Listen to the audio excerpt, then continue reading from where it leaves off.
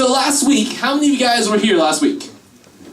How many of you guys thought the sermon dragged a little and was a little long? I thought it was a lot like Randy's. I thought it was a lot like Randy's too. He copied me.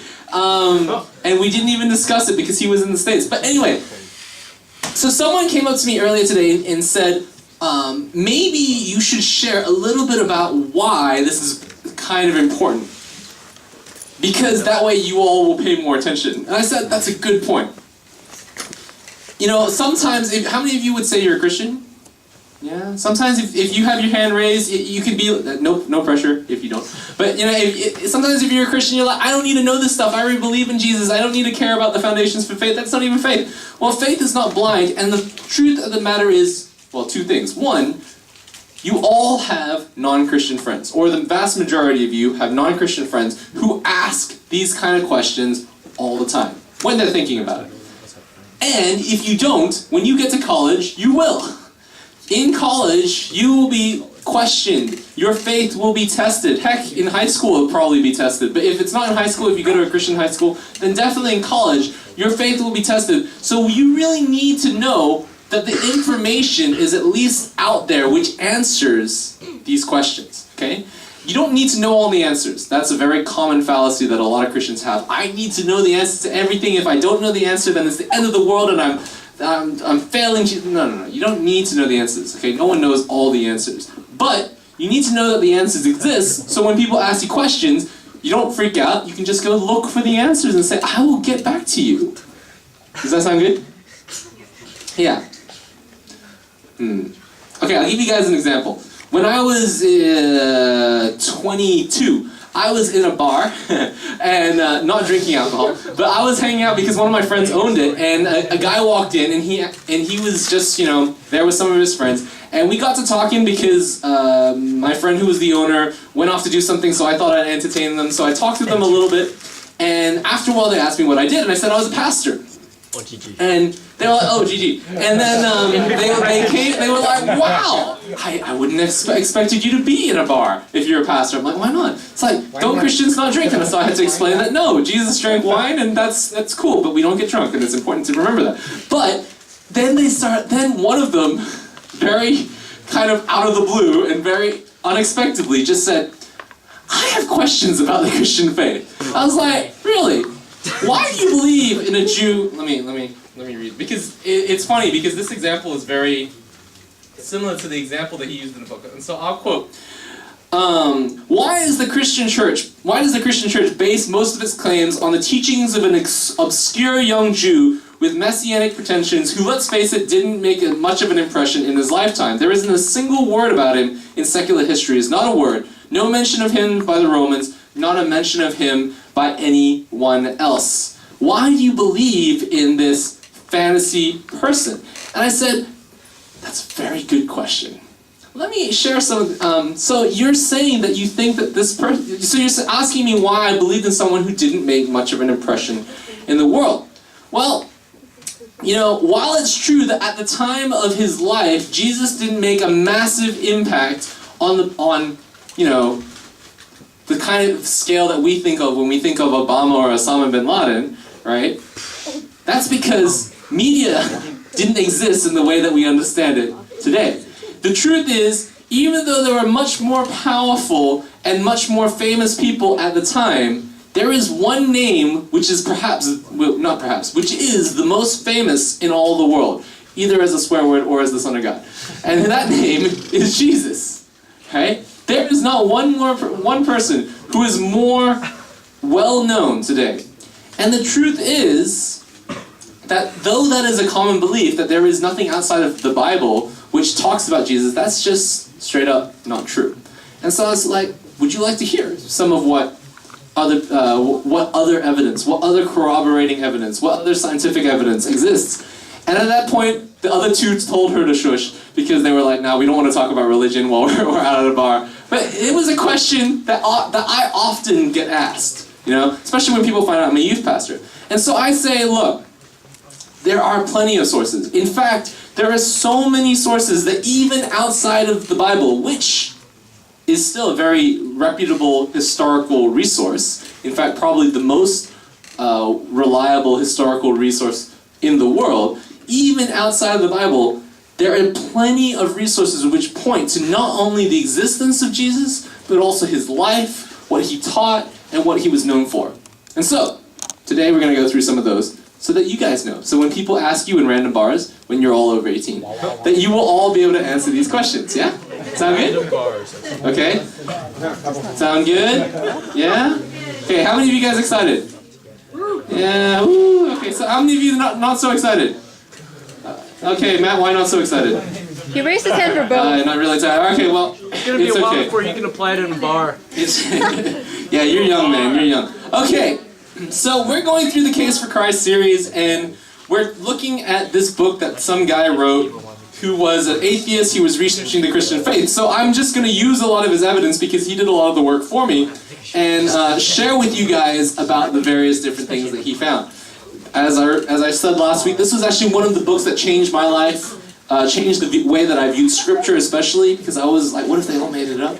And then it really answered some of the questions that I had. So, starting off, the first reference in the first person to really look at when it comes to information that's outside of the Bible about Jesus is a guy named Josephus. How many guys have heard this name, Josephus? Josephus is a Jewish historian who used to be a bit of a rebel against the Roman Empire. The Romans beat his little squad. All his friends committed suicide because they didn't want to be taken by the Romans. And then he decided, nah, my life is too valuable, I'm going to stay alive. And so he became a Roman sympathizer and in fact defended Rome. And he has two very well-known passages in his history of the Jewish people at the time about Jesus and Christians. Now, let's also note that this guy mostly focused on political figures, and especially political figures who who fought with Rome. And he was writing, and that's why he was very interested in certain Jews, especially the ones who were more anti-Roman. Okay, cool. So let's go. 102. This is the first passage. Okay, so he, meaning Festus, sorry. He, Festus, convened a meeting of the Sanhedrin and brought before them a man named James, the brother of Jesus, who was called the Christ, and certain others. He accused them of having transgressed the law and delivered them up to be stoned. So, what we're looking at when we're talking about this evidence outside of the Bible are for people to mention or talk about Jesus or Christians. Because in mentioning them and in sharing about them, that allows us to put a little bit more strength towards the case of, did these things exist outside the imagination of the Bible? Right? Do these things exist? If things exist outside of Scripture, then that means they're more, especially in histories, that means they're more likely to be true. Right? And so when people ask this question, that's really why they're asking, because everyone's cynical in this day and age, right? No one likes to trust everyone. We're all like, we read stuff on the internet, like half the time when you read stuff on the internet, it's like, that's not true. Because on the internet, it's not true. So, we're all very cynical. We're all trained to distrust things that we read. So that's why it's important to look at this text. So when we're looking at this guy who is a historian, one of the few Jewish historians, we note that he writes a passage about James. Who's James? Does anyone know? Yeah, see, there are two Jameses in the Bible, which is why it always gets confusing. James, the son of Zebedee, who is the brother of John, one of the 12 apostles, and then James, the brother of Jesus. Okay, James, the brother of Jesus, is the guy who writes James in the Bible. Yes. And he is also the James who Paul meets and has conversation and potentially conflict, but didn't end up in conflict, who Paul meets in Acts. Okay, this is that James. And he is the brother of Jesus, the son of Mary. Okay, he's another son of Mary. And so, this is a passage of a Jewish historian who mentions both James and Jesus. Right? And so, this is just one piece of evidence. And it shows that back then, even after Jesus was crucified and went up and ascended into heaven, his brother was still proclaiming the name of Jesus as God, which, by the way, in my opinion, is a very strong piece of evidence that Jesus is real, because my brother would never say that I was God unless something really, really major happened.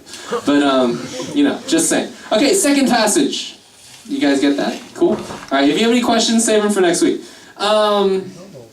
Second passage. So Josephus writes two passages about Jesus, and the second one is by far the most famous. It's in page 103 to 105 if you have your books and you want to underline it, but don't worry, you'll see it if you just read it.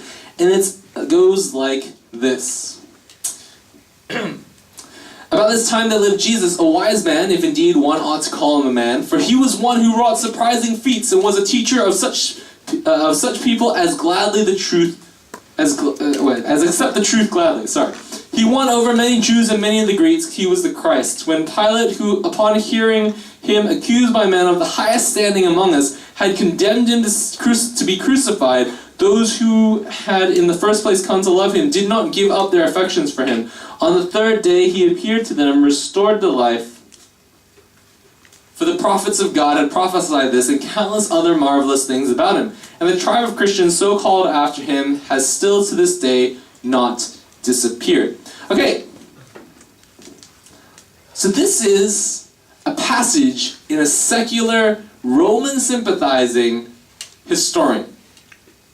Talks about Jesus. Pretty clear evidence, right? Except that it's not as clear as you would think.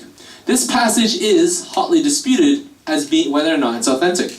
Well, not that it's authentic. It's just hotly disputed. Do you guys know why? Any questions? Any thoughts? Why that might be? Yeah. Same as the letters of Pontius Pilate, that there isn't any other evidence, I guess. There's no other evidence to corroborate this? Yeah. Not quite. There's actually quite a bit of evidence to corroborate this particular historian. But the reason is because it's very surprising that a guy like this would say something like, he was the Christ. You wouldn't think that a Jewish historian who was a Roman sympathizer, who wasn't a Christian and didn't become a Christian, proclaimed Jesus as the Christ. The reason this is hotly disputed is because many people claim that after this was originally written, when Christians copied this to make new books, they cheated and added various interpolations or added various things, right? That's essentially what a lot of people think happened. That's why we have to read this with a bit of discernment, right? We can't just believe it because we're like, oh, we're Christians, we believe this, so we jump. Testing. So we jump to believing it. Do you guys get where I'm coming with this? Okay. So what pretty much happens is, about this time there lived Jesus, a wise man, if indeed one ought to call him a man. Okay. So historians have gone over this passage, and they think that the thing where if indeed one ought to call him a man, that was an interpolation. That was added by Christians later on, right? But the original passage was actually, about this time there lived Jesus, a wise man, period. For he was one who wrought surprising feats and was a teacher of such people as accepted the truth gladly. So later on in the book, he goes on to say that that vocabulary and style very much matches the rest of the book. The rest of his historical book. He won over many Jews and many Greeks. But then the thing was, he was the Christ. That is also an interpolation, right? Because it's a bit strange for him to just suddenly come out and say he is the Christ, because in the previous passage, he said he was called Christ, right? In the previous passage that we talked about, he only says that James was the brother of Jesus who was called the Christ. You guys get where I'm coming with this? Right. So, the reason I tell you that, guys, this is because if you were to search through if people were to ask you questions and you were presented this passage and someone went on the internet and found out information about this passage and they said, aha! People say that this passage is not true, that Christians interfered so that they can brainwash us and censor us all. What would you say to that? No. Huh? Huh? So does the American government. No, that's not a winning argument because so what? No, the thing you can say is that is not 100% true. the historians agree that parts of this passage may have been embellished, but other parts of it haven't. For example, that passage about James would have been more laudatory of James, saying that James was awesome, if it had been edited. But instead it just said, this is James. He got owned. That's it. Right? But instead, if it had been edited, you would think that if someone was going to edit it, it was like, this is James, he was a great man, wise teacher. In fact, in this passage, it's pretty easy to see the three places where things are added. 1, he was raised to life. 2, he was the Christ. 3, if indeed one ought to call him man. Everything else is actually part of the original text. And in doing so, the original text gives plenty of corroboration of Jesus. It says that he lived. It says that he died. It says that he was crucified. It says that he was a teacher and that many people listened to him. Right? So what this means is, in this one text, we have corroborative evidence of the existence and parts of the key parts of the life of Jesus. All right, moving on. Next, we move to someone who is even a more famous historian than Josephus. We move to Tacitus. Tacitus is the most important Roman historian of the first century, okay? So this guy is not just big when it comes to doing Christian history, okay? He is the most important Roman historian for that time period. And he also talks about Jesus, or talks about Christians and Jesus. I'll read it to you from page 107. His passage says, Nero, that is the Emperor Nero, fastened the guilt and inflicted the most exquisite tortures on a class hated for their abominations called Christians by the populace. Christ, from whom the name had its origin, suffered the extreme penalty, that's crucifixion, during the reign of Tiberius at the hands of one of our procurators, Pontius Pilate. And a most mischievous superstition, thus checked for a moment, again broke out not only in Judea, the first source of its evil, but even in Rome. Accordingly, an arrest was made of all who pleaded guilty. Then, upon their information, a massive multitude were convicted, not so much of the crime of firing the city as of hatred against mankind. Okay, just so you guys know, at that time, during the first century, people did not like Christians, and Tacitus was no exception. He was very anti-Christian, right? But in his history, he talks about Jesus and about other Christians and what they were like. He pretty much says, this guy, Jesus, was crucified or suffered the extreme penalty or was crucified by Pontius Pilate. Okay, corroborative evidence by a guy who hates Christians. And a most mischievous superstition, i.e. that people became Christians, broke out. A most mischievous superstition, just checked for a moment, again broke out, not only in Judea, the first source of the evil, but even in Rome. So not only does he say that Jesus was crucified by Pontius Pilate, but after Jesus was crucified, his movement died for like a second, but then suddenly it came back to life. Now, why do you think that might have happened?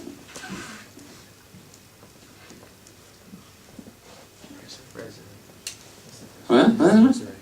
Resurrected. The resurrection. See, what happens when Jesus died? What happened to all the disciples? Ran away. They ran away. You know, they ran away, they scattered, and for a while the Christian movement was checked. But then afterwards, they all suddenly came back. Now, this was a really big deal to Tacitus. Why was it such a big deal to Tacitus? He's annoyed. He hates Christians. He hates Christians, but he was confused. He's like, why would a bunch of people follow a guy who was crucified and dead, claiming him to be the Son of God? Not only was the fact that crucifixion was the most extreme penalty, but suddenly, for some reason, even though we saw this guy die, now all these people, even in Rome, suddenly believe that he is the Son of God.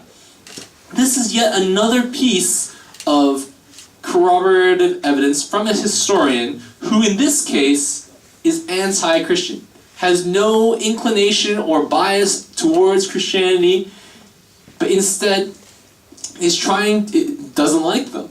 And yet, he corroborates that this guy died, he was crucified by Pontius Pilate, he lived, and he also had a lot of followers even though it made no sense. Okay? Now, there's another one by Pliny the Younger. You can read about it if you buy the book. Available for sale at $50. At the back. 3 copies left. There's only 3 copies, so get your copies quick. These are going at cost price. If you want another one, you got to buy it yourself, and it's going to cost you more. And so Pliny the Younger was a Roman governor and a friend to the emperor. He wrote letters. He talks about the spread of Christianity, the worship of Jesus as God. He talks that all Christians had high moral standards, and he also talks about how because he was killing them too, but he talks about how they had high moral standards and people of all different classes accepted Jesus. And then other ones as well include the Jewish Talmud, which is also further negative corroboration, the best kind of corroboration. If you want to prove that you're not lying, get someone who hates you to agree with you, and then you can prove that you're not lying. Cool. Now, the truth is, in terms of any other historical religion, there is more corroboration for the Gospels and for Jesus than any other. Okay? In page, I'm trying to rush to the next one because we have to get to archaeological evidence too. But we'll make it quick.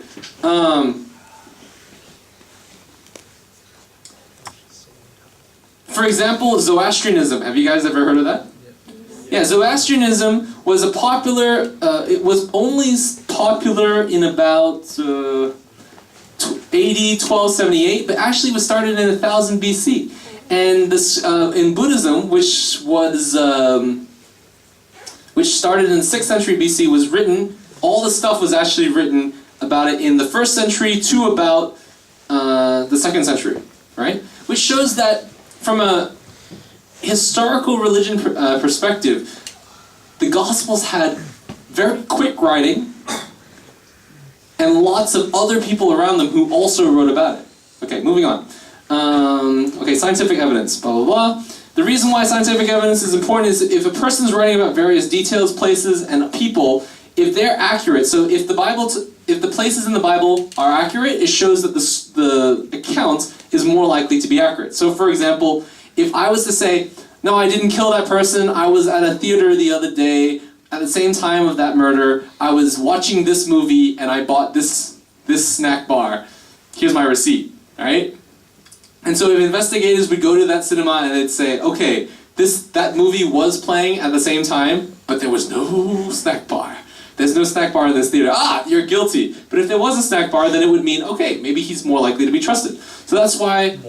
more likely. That's why scientific evidence is important. Okay, so...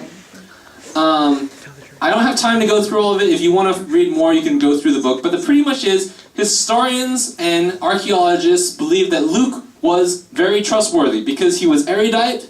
I don't actually know what that means. Apart from that, it's a faction. No, he was erudite, eloquent, had very good speech, and was educated. And he references 32 countries, 54 cities, and 9 islands, all of which totally existed at the times in the places that he said. He was also painstakingly accurate in his historical reporting, as well as on his geographical reporting. Okay, so this is one way that we can tell that Luke is very accurate. If he is so accurate on those things, on what basis would we assume that he is inaccurate on reporting matters which are more important, i.e., the life of Jesus Christ? Okay, that's one thing. Similar thing with John. When John was, over the last 200 years, a lot of people questioned that John wasn't a very trustworthy book. But then in the last 50 years, a lot of archaeological discoveries have been made which verified a lot of the things that John said. One example for Luke was actually I'll give you guys an example. Wait, hold on. Wrong book. There was an example where, in Acts 17, Luke references the polytarchs of Thessalonica, and everyone's like, there's no such thing as a polytarch. But then a couple years later, they found a inscription, 1st century inscription on an art that says, in the time of the polytarchs, and it's in the British Museum, alright? Cool. So, this just goes on to show that the Bible matches up in terms of other accounts, but also in terms of archaeology. If you want to read more information, see more examples, they're all in the book.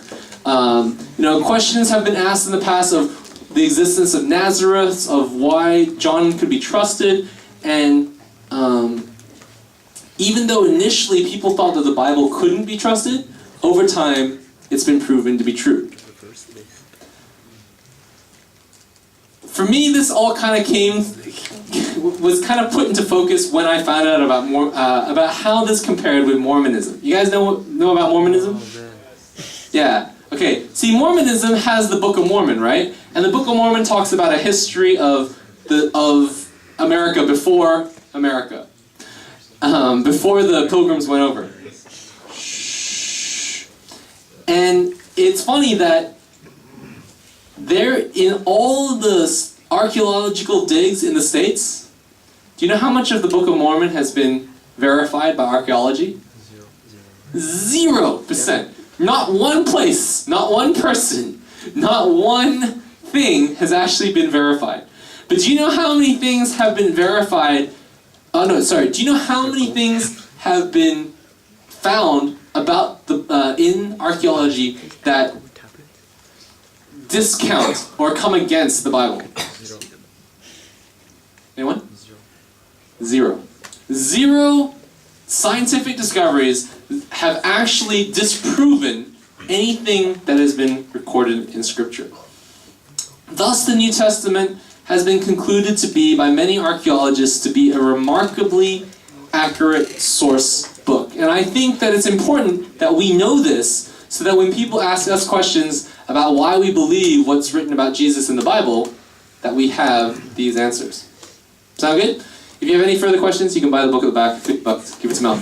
Alright, cool. I know that was slightly boring for some of you. I'm sorry. This is just really important stuff, because one day it will be it'll pretty much be life and death, whether or not you know your faith with certainty. You have your faith with certainty. And this is one way that can really help. Cool? This presentation has been brought to you by Axiom, Youth Ministry at ECC Hong Kong. For more information, please visit our website at axiomyouth.hk.